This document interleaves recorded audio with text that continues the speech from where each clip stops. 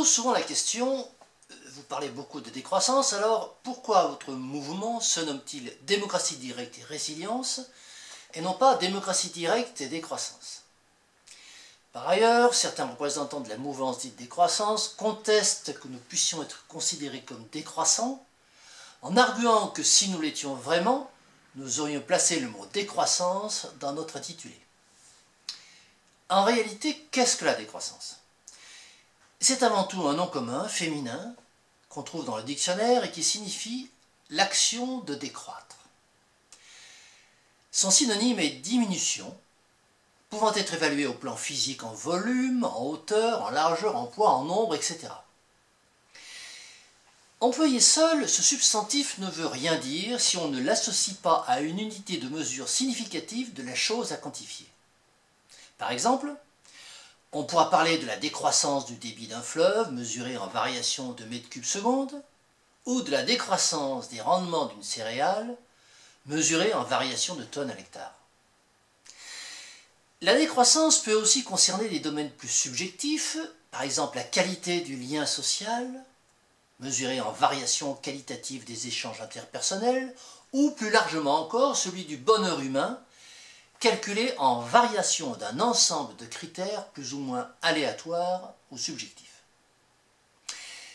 Ainsi, lorsqu'on parle de décroissance, il faut bien savoir ce que nous voulons mesurer et quels outils de mesure nous devons utiliser.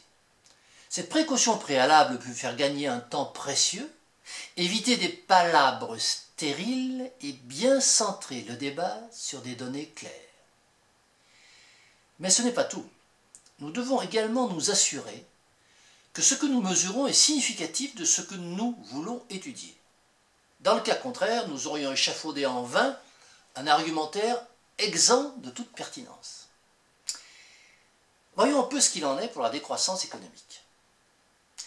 La décroissance se définit par rapport à son antithèse, la croissance, c'est-à-dire qu'une situation économique qui n'est pas croissante devient décroissante et vice-versa.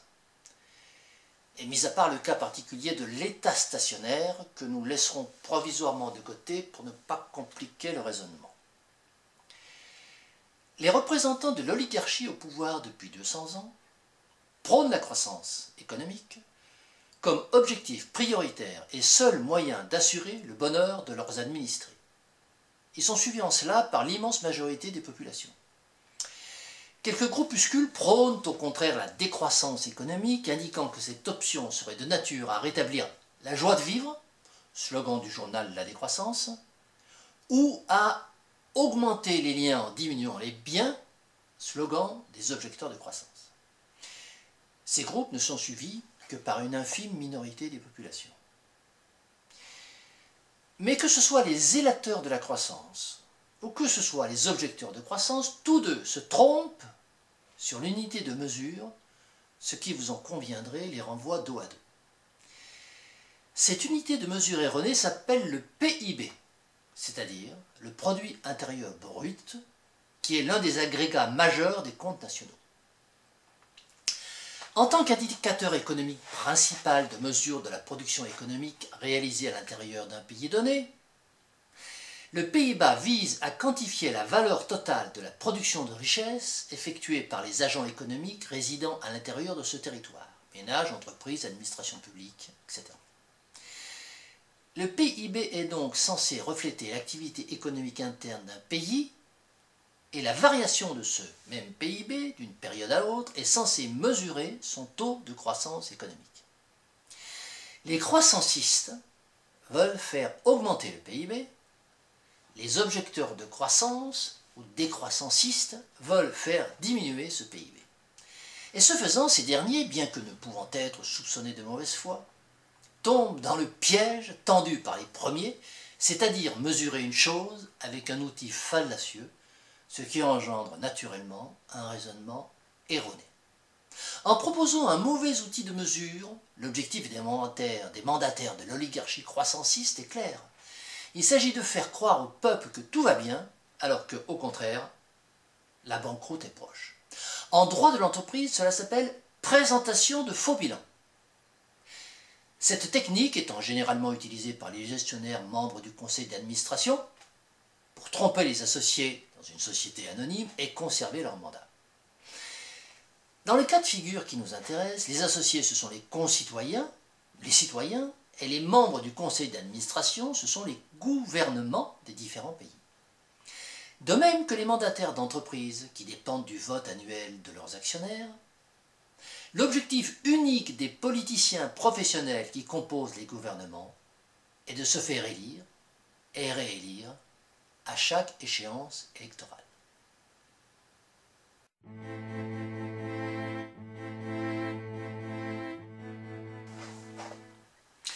Mais qu'est-ce donc que ce fameux PIB, qui est reconnu comme seul indicateur de la croissance, aussi bien pour les croissancistes que pour les décroissancistes? Il y a 3 méthodes pour le calculer qui devraient en principe toutes donner le même résultat. La première méthode est l'approche par les dépenses. Son calcul est le suivant. On prend les dépenses de consommation, on ajoute les dépenses gouvernementales, plus les investissements privés et publics, plus les exportations, moins les importations. En premier, on additionne donc ces dépenses de consommation. Ce calcul inclut les biens de base comme l'épicerie par exemple, les biens à plus long terme comme les meubles, et les services reçus comme les honoraires d'avocat par exemple. Les dépenses de consommation pèsent le plus lourd dans l'équation du PIB. Puis on additionne les dépenses du gouvernement, telles que les salaires des fonctionnaires, les dépenses pour maintenir les infrastructures publiques, routes, parcs, etc.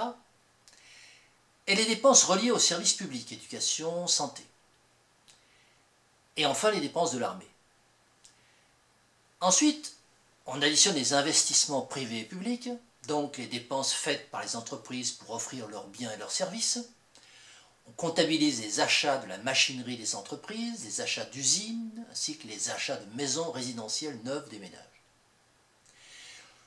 Avec cette approche, le PIB est une mesure des produits et services créés dans un pays donné. De ce fait, il faut additionner les exportations, car même si ces produits ne sont pas consommés à l'intérieur des frontières, leur production a été réalisée localement. Pour cette même raison, il faut soustraire les importations, car même si ces produits sont consommés à l'intérieur du pays, c'est le pays de la production qui pourra ajouter la valeur de cette production à son PIB. La deuxième méthode de calcul du PIB est l'approche par les revenus. Son calcul est le suivant.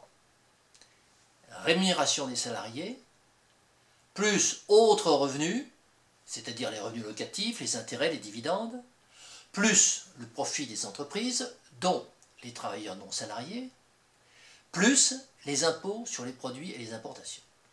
On peut observer que ce calcul correspond à la somme des revenus des particuliers, des entreprises et des gouvernements, donc les rémunérations. La troisième approche est l'approche par la valeur ajoutée. Son calcul est le suivant, somme des valeurs ajoutées, plus impôts sur les produits, moins subventions sur les produits. Cette approche est la plus technique. En comptabilité, la valeur ajoutée est une notion qui s'efforce de mesurer la valeur économique ajoutée par l'activité d'une entreprise dans son processus de production. Elle est égale à la valeur de la production, c'est-à-dire le chiffre d'affaires, diminuée de la consommation intermédiaire, c'est-à-dire de la valeur des biens et des services incorporés au cours du processus d'élaboration du produit. Cette grandeur est réputée pour être la mesure la plus pertinente de l'augmentation de la richesse, donc de ce que l'on nomme la croissance. Cela explique d'ailleurs que l'administration fiscale utilise volontiers la valeur ajoutée comme assiette de l'impôt. Les agences économiques qui créent de la valeur ajoutée sont les entreprises, les organisations et le secteur public. En schématisant, nous pouvons dire que le PIB peut s'exprimer soit par la somme de toutes les valeurs ajoutées du pays, soit par la somme de tous les revenus du pays, soit par la somme de toutes les dépenses du pays. D'après le livret édité par l'INSEE, à quoi sert le PIB? Le PIB est un indicateur de santé de l'économie française. En réalité, ces 3 mesures ne sont pas forcément des indicateurs de bonne santé économique d'un pays, car elles ne sont que des soldes intermédiaires de gestion de la comptabilité nationale et néglige de faire apparaître la donnée essentielle qui est le résultat d'exploitation de l'activité globale. En effet, un solde intermédiaire de gestion, comme le PIB, n'est pas obligatoirement corrélé avec le résultat final de l'exploitation. En ce sens qu'une entreprise peut très bien accuser une faible valeur ajoutée, une faible masse salariale et de faibles dépenses, mais un bénéfice d'exploitation confortable. Inversement, une forte valeur ajoutée, une forte masse salariale et de fortes dépenses peuvent très bien s'accompagner d'un déficit substantiel d'exploitation. Sur la durée, la croissance ou la décroissance de ces indices, d'un exercice sur l'autre, n'est donc pas obligatoirement symétrique de l'évolution du résultat d'exploitation. Autrement dit, nous pouvons très bien avoir un PIB qui augmente et un résultat qui diminue dans le même temps. Et c'est exactement ce qui se passe depuis plusieurs dizaines d'années si on étudie objectivement la comptabilité de la société industrielle qui, depuis le premier choc pétrolier, présente un PIB en progression d'année en année, bien qu'en sensible ralentissement depuis une décennie, mais en revanche accuse un résultat d'exploitation en diminution constante d'année en année. Cette affirmation peut surprendre, d'autant que la comptabilité nationale n'existe pas, l'État ne produit pas de compte d'exploitation, ni de bilan, et que pour arriver à cette conclusion, il faut prendre en compte des postes comptables que le seul PIB ignore volontairement. Et c'est ce que nous allons faire. Il est un fait avéré que les gestionnaires de la société industrielle, hésitant naturellement à présenter à leurs administrés un résultat comptable en décroissance, ont tout naturellement opté pour la falsification, c'est-à-dire confondre le PIB et le résultat, ou encore faire passer des vessies pour des lanternes. La présentation de faux bilans, qui est un stratagème connu dans la gestion d'entreprise mais peu utilisé dans l'économie privée, est par contre devenue la règle dans la gestion politique des nations depuis la fin des Trente Glorieuses et la généralisation de l'utilisation médiatico-politique du PIB. À ce titre, la comparaison entre le fonctionnement comptable d'une entreprise et celui d'une nation est particulièrement édifiante. N'importe quel gestionnaire avisé sait très bien que la santé d'une entreprise ne se mesure pas à son chiffre d'affaires, ni au montant de sa valeur ajoutée, et pas non plus au volume de sa masse salariale ou de ses dépenses, mais uniquement à son bénéfice, c'est-à-dire à ses excédents de gestion qui sont les seuls à pouvoir alimenter sa capacité d'autofinancement.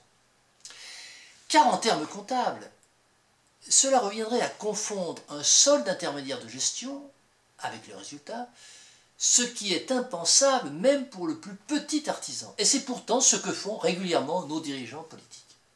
La raison en est simple, il s'agit pour eux de présenter un bilan de gestion positif afin de se faire réélire par leurs actionnaires, c'est-à-dire par nous-mêmes, les citoyens.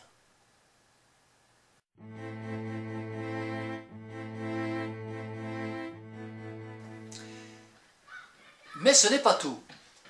Non seulement, comme nous venons de le voir, le PIB se révèle être un indice non pertinent en tant qu'unité mesurant la bonne santé d'une entreprise-nation, mais en plus de cela, son calcul est faux.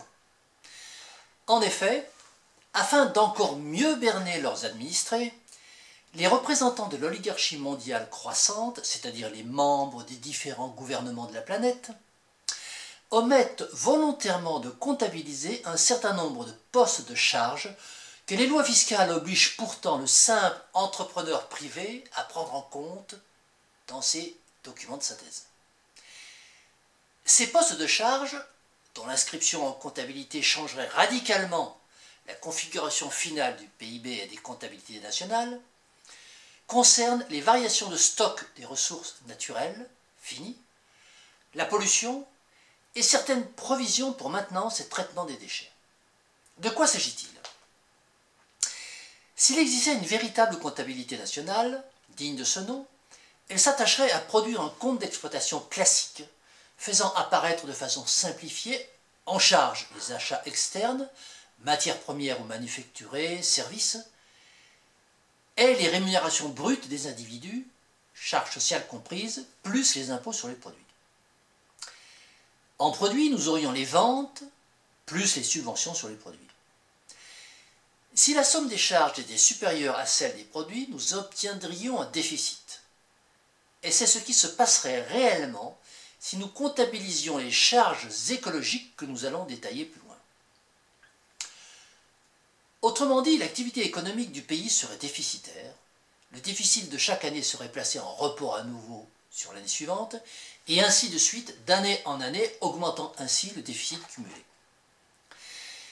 Cette croissance du déficit cumulé correspondant mathématiquement à une décroissance du bénéfice cumulé, nous pourrions donc dire que nous sommes en décroissance si nous considérions que l'indice de mesure le plus significatif est le résultat comptable de l'activité économique et non pas le PIB.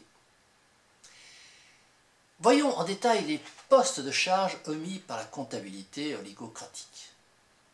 Premièrement, la diminution du stock des ressources naturelles finies.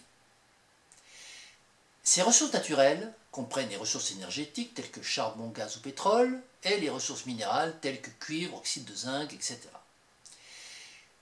Il faut rappeler que la civilisation industrielle est fondée sur la mise en œuvre du couple énergie-matière, comme par exemple pour la métallurgie, et que sans ces ressources, elle ne pourrait exister. Dans le calcul du PIB, le coût de ces matières premières est bien comptabilisé, mais uniquement pour ce qui concerne leurs frais d'extraction et de transport, le prix de la ressource elle-même étant compté pour zéro, en vertu du principe adopté par tous les économistes mécanistes, dont Marx lui-même, selon lequel cette dot aurait été léguée gratuitement par la nature pour le seul profit de l'espèce humaine, et qu'elle pourrait être utilisée en flux continu sans comptabilisation autre que son coût marginal. Notre analyse bioéconomique est tout autre. Et comme Nicolas Georgescu-Roegen, nous considérons que cette dot brute constitue un stock de départ qu'il aurait fallu chiffrer dès l'ouverture des premiers comptes d'exploitation de la société industrielle, c'est-à-dire dès le début du XVIIIe siècle. Et ce, afin de produire une comptabilité rendant une image fidèle de l'activité économique. Si nous considérons que S est le montant du stock initial et Pn le prélèvement de l'année n, le stock final au terme de chaque exercice devrait s'écrire S moins Pl égale Sn.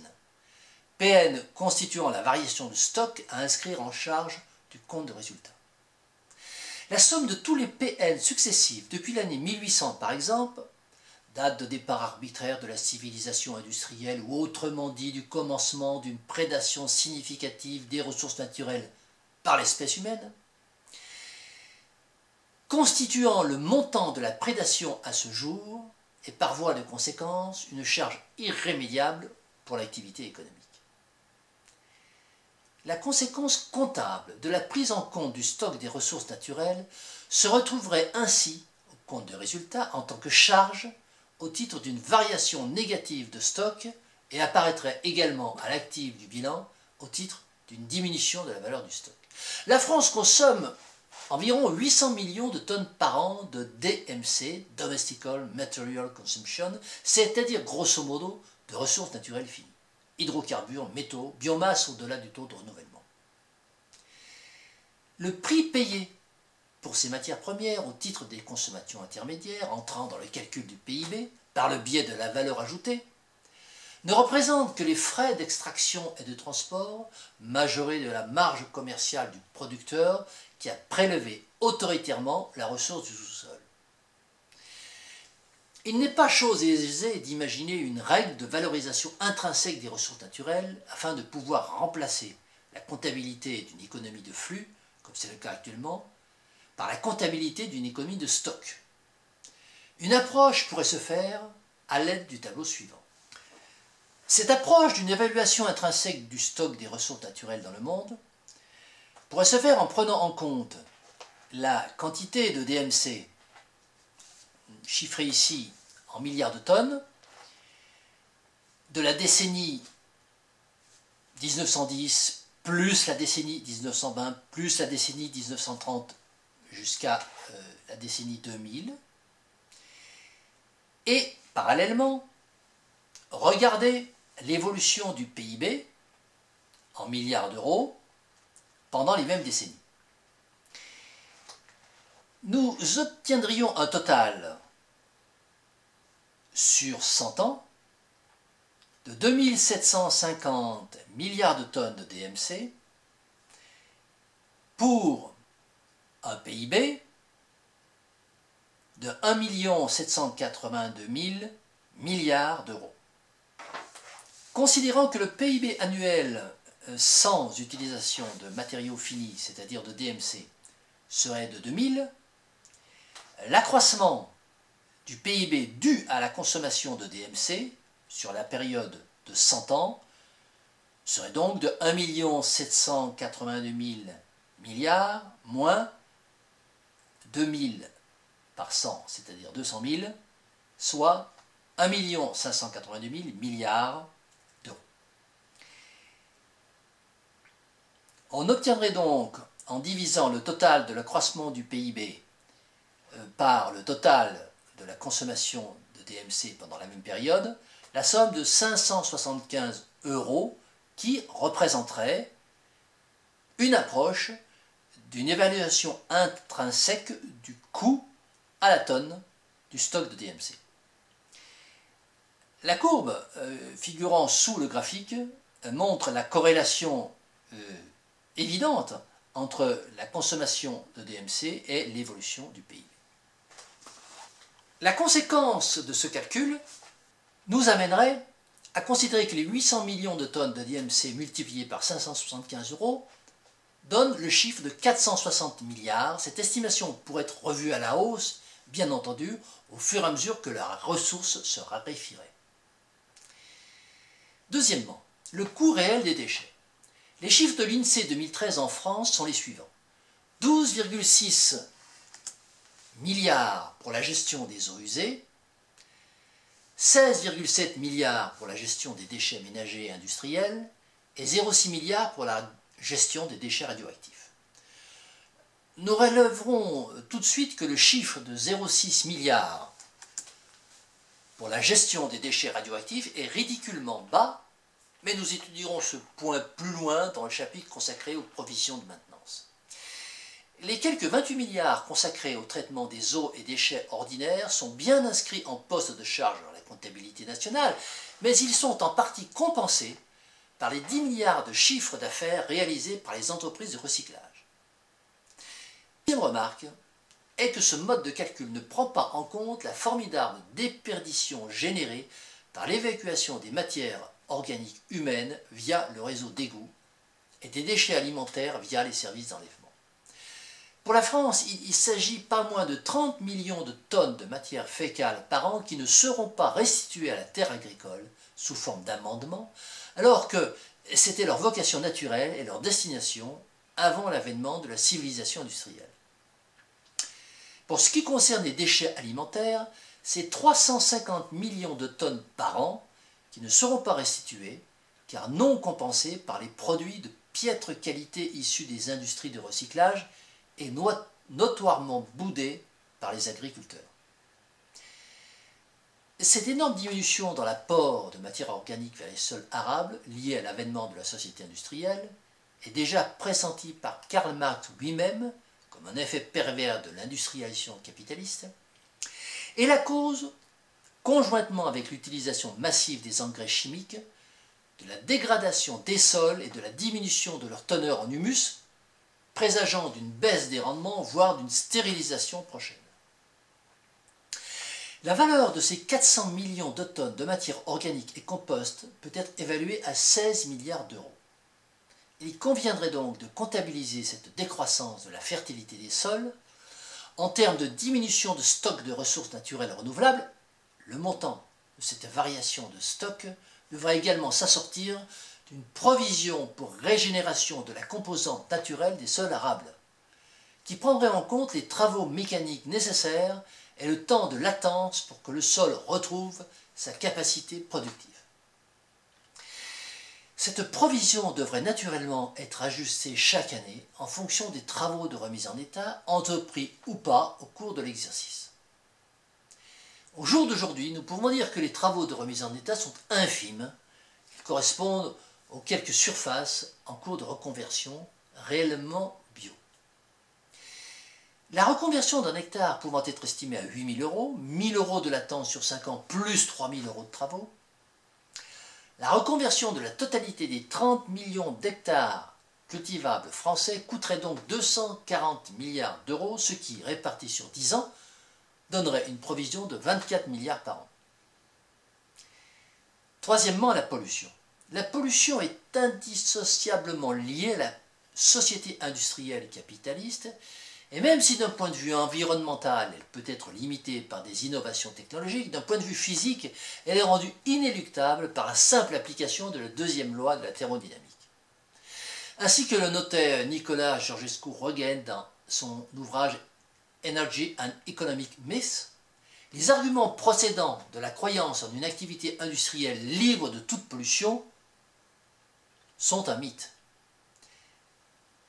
La pollution atmosphérique, dans l'esprit du grand public, concerne surtout la qualité de l'air ambiant que nous respirons, et les dépenses liées à son assainissement sont comptabilisées par l'INSEE à 4 milliards d'euros, c'est-à-dire incluses en charge dans le PIB. Ce chiffre est naturellement une insulte à la vérité, alors que les dépenses de santé liées aux maladies provoquées par la pollution atmosphérique sont évaluées à 95 milliards selon le rapport d'une commission d'enquête sénatoriale du 15 juillet 2015. Concernant la pollution agricole, car la pollution ne concerne pas que l'air, elle concerne au premier chef les ravages de l'agriculture sur les sols cultivables et les aliments que nous ingérons. Nous avons déjà parlé de la défertilisation des sols, mais il faut y ajouter, au titre cette fois de la pollution proprement dite, le rempoisonnement durable par les agents toxiques contenus par les pesticides, fongicides, herbicides et autres produits phytosanitaires de synthèse. Pour ce qui concerne les aliments que nous ingérons, les dégâts sont encore plus graves, car ils concernent, tout comme l'air ambiant, directement la santé humaine. À l'accumulation des substances toxiques s'ajoutent également les manipulations génétiques, tout simplement les sélections et croisements qui proposent désormais des variétés de végétaux alimentaires très éloignées des races anciennes et qui déroutent l'organisme humain qui ne s'y reconnaît plus, créant ainsi intolérance, troubles et dysfonctionnements divers. Le coût financier du traitement des maladies provoquées directement ou indirectement par les produits de l'industrie agricole, chimique et de l'agroalimentaire en général est naturellement impossible à chiffrer, mais de nombreux analystes estiment qu'il pourrait atteindre près de 50% des dépenses de santé, soit 120 milliards, si l'on y incorpore les troubles causés par le stress de la vie quotidienne, directement généré lui aussi par le processus de la société industrielle. Il est à noter que le coût total estimé de ces pollutions, soit 215 milliards, est déjà comptabilisé dans le PIB au titre des dépenses de santé et ne peut donc pas faire l'objet d'une réintégration. Par contre, cette somme peut être considérée comme un gain, pourrait être considérée comme un gain annuel futur pour une civilisation désindustrialisée, ce qui est un élément positif d'espoir.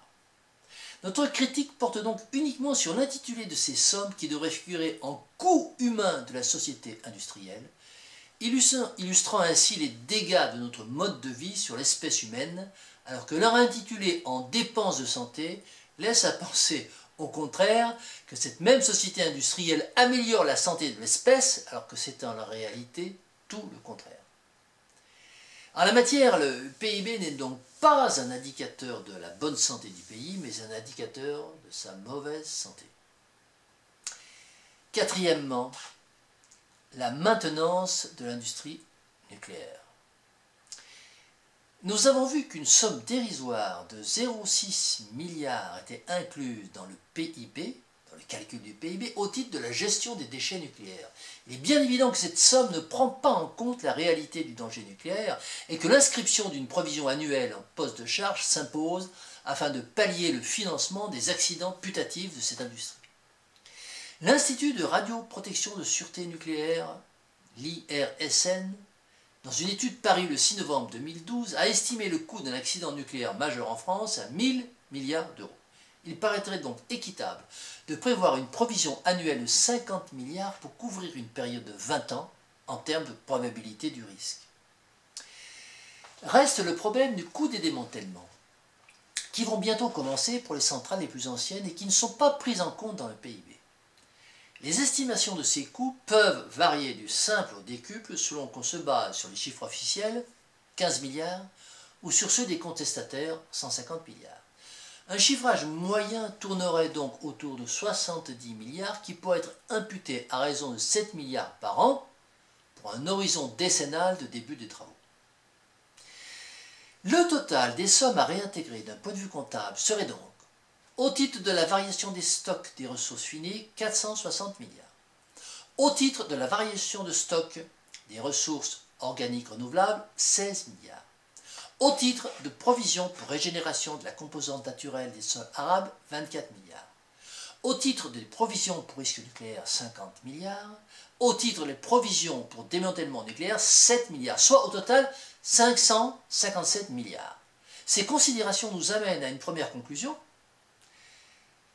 celle que le montant du PIB doit être recalculé à la baisse pour un montant d'environ 560 milliards, ce qui aurait pour effet immédiat de créer une décroissance brute de 25%, le montant total du PIB étant environ de 2100 milliards.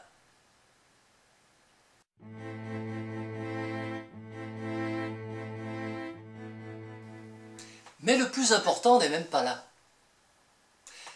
Comme nous l'avons déjà dit, le PIB n'est qu'un solde intermédiaire de gestion et ne mesure que le volume de certaines composantes de l'activité économique globale, à savoir celui de la consommation, celui des rémunérations ou encore celui de la valeur ajoutée, mais pas du tout le résultat global. C'est comme si une entreprise ne s'intéressait qu'à l'augmentation de son chiffre d'affaires ou au montant de sa masse salariale et négligeait complètement de regarder son résultat d'exploitation, c'est-à-dire son bénéfice ou son déficit. Certes, on nous objectera que dans le cas d'une entreprise-nation, le but n'est pas de faire du bénéfice, ni même de chercher à augmenter ce bénéfice, mais que la bonne santé économique peut très bien se traduire par un résultat comptable simplement équilibré, c'est-à-dire égal à zéro, concomitamment à une consommation et une masse salariale en augmentation régulière. Cette affirmation est tout à fait exacte, à ce détail près toutefois que le résultat doit réellement être équilibré et ne pas cacher un déficit sous-jacent. Autant nous pouvons admettre que l'objectif de l'entreprise-nation ne soit pas de faire du bénéfice, mais de faire croître certains soldes intermédiaires de gestion pour le plus grand bien de la population, autant nous contestons qu'une entreprise, même une entreprise-nation, puisse vivre durablement en cumulant des déficits successifs année après année. Or, c'est ce qui se passe pour l'entreprise civilisation industrielle, qui fonctionne à perte depuis le milieu des années 1970. Ce masquage du déficit comptable est patent lorsque nous constatons que l'État oligocrate se refuse à produire les habituels documents de synthèse comptable annuels d'une véritable comptabilité, c'est-à-dire un compte de résultats et un bilan, tout comme toute entreprise est pourtant tenue de le faire. Ainsi, la législation oligocratique dispense bien l'État de fournir une photographie juste et sincère de l'activité économique du pays et l'autorise à ne produire que des extraits de comptes habilement maquillés pour rassurer le grand public. Pour autant, et même en comptabilisant les charges écologiques que nous venons de détailler, le résultat d'exploitation de la société industrielle n'a pas toujours été déficitaire. Pendant de longues décennies, la valeur ajoutée de l'action humaine a compensé ces lourdes charges. Cette tendance a commencé à s'inverser à partir des années 1970, le premier choc pétrolier marquant la fin des 30 glorieuses et de l'énergie bon marché, permettant un processus industriel bénéficiaire. C'est alors que deux mesures législatives fondamentales furent prises par l'oligocratie pour tenter de masquer ce passage de l'économie dans le rouge comptable. Ces deux mesures sont l'abandon de l'étalon or et le quantitative easing. Alors que le coût des ressources non renouvelables commençait à apparaître comme devant suivre une courbe résolument asymptotique, la monnaie cessait d'être un bien intermédiaire pour devenir une simple ligne informatique sans valeur réelle, et la création de cette même monnaie devenait quasiment libre et incontrôlable par le biais des banques privées. Ainsi, en recalculant les soldes intermédiaires avec des valeurs intrinsèques prenant en compte les charges de provision écologique, nous obtiendrions des résultats très éloignés de ceux diffusés par l'oligarchie. La valeur ajoutée, c'est-à-dire l'équation production moins consommation intermédiaire, est devenue négative depuis cette période. Ce qui revient à dire que le bilan thermique de l'action humaine est donc devenu déficitaire, ou encore que la valeur des consommations intermédiaires incorporées dans la fabrication des produits est devenue en réalité supérieure à la valeur des produits finaux. À cette valeur ajoutée négative, masquée par son mode de calcul actuel, s'ajoute une falsification de la comptabilisation de la consommation. Deuxième approche du PIB. Dans la mesure où cette consommation est payée avec une monnaie qui elle-même n'a plus de valeur convertible en bien intermédiaire. La valeur de la consommation finale, incluant le PIB, est donc plus que contestable. Enfin, la troisième approche du PIB, celle par les rémunérations, se trouve elle aussi falsifiée dans la mesure où ces rémunérations sont servies avec une création monétaire ex nihilo émise par les banques privées. La sous-traitance de l'État central, de sa fonction dite de la planche à billets, à ces organismes frères, ne présentant pour lui que le seul avantage de faire assumer par d'autres l'activité professionnelle peu recommandable de fonds monnayeurs. Si nous regardons tout cela sous l'aspect du concept de croissance ou de décroissance, nous ne pouvons qu'être plongés dans la plus grande perplexité. Il semble bien en effet qu'en parlant de croissance, l'oligarchie mette la charrue avant les bœufs. Car on ne peut pas parler de croissance, ni d'ailleurs de décroissance, dans un système déficitaire. Le seul et véritable problème qui nous est posé, c'est celui du déficit cumulé de la civilisation industrielle, considérée en tant qu'entreprise, et pas du PIB. Ce déficit cumulé persistant n'étant pas compensé par aucun excédent de gestion va nécessairement nous conduire à la banqueroute. Et la décroissance des indicateurs de type PIB ne sera qu'une conséquence arithmétique de cette faillite annoncée. En termes clairs, l'objectif de croissance n'a tout simplement pas de sens dans un système déficitaire sur le plan comptable. Vanter une croissance qui est elle-même génératrice de faillite revient à considérer que plus on a de dettes, plus on est riche. Mais nous devons être réalistes. La religion de la croissance est trop solidement ancrée dans les populations, au point que nous pouvons même dire qu'elle a remplacé la plupart des croyances anciennes, tout en renouant avec le fétichisme d'objets devenus maintenant exosomatiques. De plus, les pics d'extraction des ressources naturelles finies sont presque tous dépassés. Ce qui reste à puiser est désormais devenu plus faible que ce qui a déjà été prélevé. L'inversion du piston de la machine par des moyens volontaires paraît donc peu probable et ne changerait d'ailleurs rien à la logique anthropique du processus industriel. Le cycle suivra donc certainement son cours, l'équation physique le conduira immanquablement à un système équilibré sur le plan thermodynamique et consubstantiellement équilibré sur le plan comptable. Ce phénomène prendra probablement la forme d'une décroissance industrielle subie, conséquence logique d'une croissance voulue, qui nécessitera la mise en place d'un nouveau système d'organisation sociale radicalement différent du système actuel. Je dis bien radicalement différent, car nous ne pouvons imaginer, pour gérer et pour nous adapter à la décroissance, d'utiliser les mêmes schémas politiques qui ont servi à créer et gérer la croissance qui nous aura menés à la faillite. C'est la raison pour laquelle nous dénommons démocratie directe et résilience, et non pas démocratie directe et décroissance, car la résilience est un projet politique, alors que la décroissance n'est qu'une donnée économique.